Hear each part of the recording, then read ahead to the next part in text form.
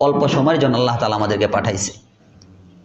অল্প সময়ের জন্য, খুবই অল্প সময়, খুবই অল্প সময়। আমি আর আপনি, আমরা আমাদের সময়কে যেভাবেই কাটাই না কেন, সময় কিন্তু চলেই যাবে। হ্যাঁ, সময় চলে যাবে। ঘড়ির দিকে আপনি তাকায় দেখেন যে আপনার জীবন থেকে সময় কিভাবে চলে যাইতেছে। হ্যাঁ, আমার জীবন থেকে সময় কিভাবে চলে যাইতেছে, খুব দ্রুত চলে যাইতেছে।